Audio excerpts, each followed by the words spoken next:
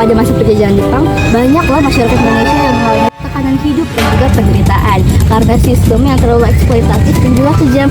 Tapi teman-teman, tunggu dulu, karena masih banyak dampak positif yang kita rasakan sampai saat ini. Misalnya seperti ditinggalkan sistem melarikan, ada selokan Mataram, dan yang terakhir teman-teman, yaitu gerakan menabung. Nah teman-teman, tapi ada satu nih yang paling istimewa untuk pembahasan kita kali ini, yaitu adanya cinta bersemi di masa-masa yang sulit, seperti cinta kasih Yamada Kyo dan juga Mansur di Bukit Tinggi. Nah untuk penjelasan lebih lengkapnya, mari kita simak video pembahasan kita kali ini.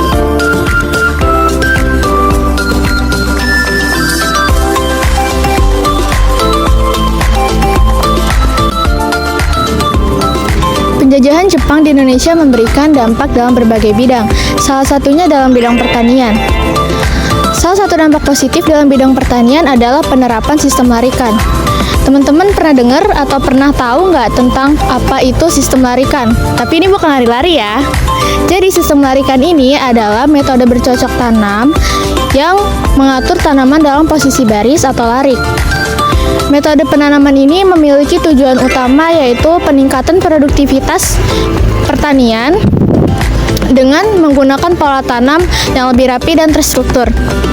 Sistem larik sendiri memiliki beberapa manfaat. Yang pertama adalah peningkatan efisiensi pengelolaan lahan, yang kedua peningkatan produktivitas pertanian, yang ketiga mencegah penyebaran hama dan penyakit.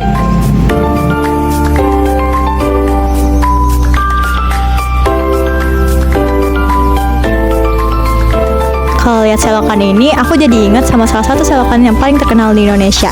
Namanya Selokan Mataram. Selokan ini awalnya dibangun pada masa awal penjajahan Jepang loh, karena saat itu Yogyakarta sedang dilanda kebanjiran pada tahun 1942, tepatnya di bulan November. Curah hujan yang tinggi mengakibatkan banjir yang melanda daerah perumahan serta daerah persawahan. 2 bulan kemudian, lagi-lagi curah hujan kembali tinggi yang mengakibatkan banjir yang akhirnya merusak tanggul dan bendungan di sepanjang Sungai Opak, Code, Progo, Gajah Wong, dan Kendung Simerangan. Ternyata dibangunnya saluran ini memberikan beberapa dampak positif loh bagi rakyat Yogyakarta pada saat itu. Yang pertama, mencegah dari banjir. Yang kedua, membantu daerah kekeringan untuk mendapatkan air yang lebih baik.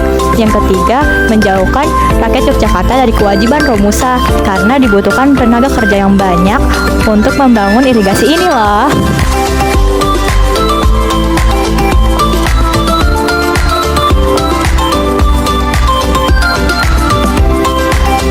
Teman-teman, pada kesempatan kali ini kita sedang ada di salah satu cabang BRI yang ada di Indonesia.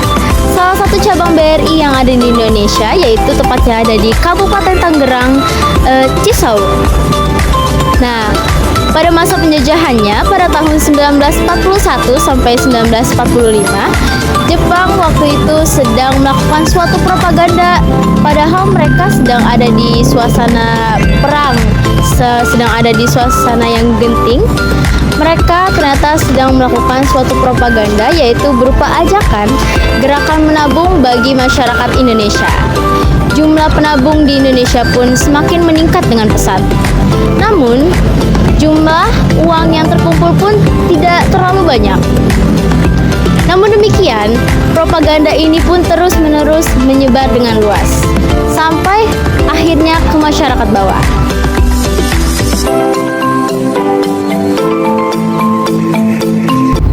Selamat datang di wawancara kami hari ini dengan salah satu petugas di Bank BRI. Nah teman-teman, jadi Bank BRI ini menjadi salah satu bank terbesar di Indonesia yang didirikan pada tahun 1895. Jadi saat ini kami akan membahas bagaimana peran Bank BRI dalam meningkatkan kesadaran menabung bagi masyarakat dan juga sejarah singkat terkait Bank BRI. Kalau usia sebelumnya BRI ini didirikan pada tahun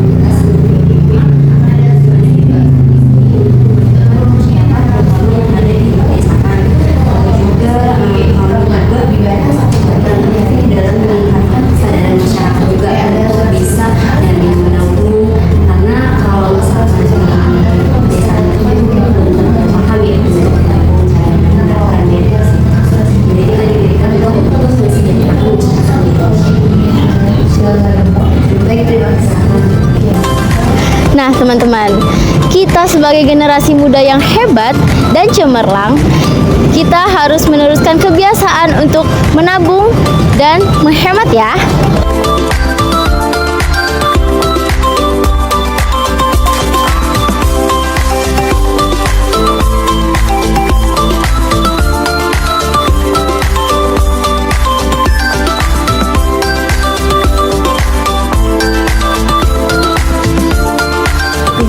Ternyata penjajahan Jepang memberikan kisah romantis untuk sebagian masyarakat Indonesia. Pada masa penjajahan Jepang, terdapat dua sepasang kekasih. Sepasang kekasih tersebut bernama Yamada Kyo dari negara Jepang dan Mansur dari negara Indonesia. Mereka bertemu di hotel yang milik Daimaru. Sayangnya, kisah cinta mereka dianggap tidak pantas.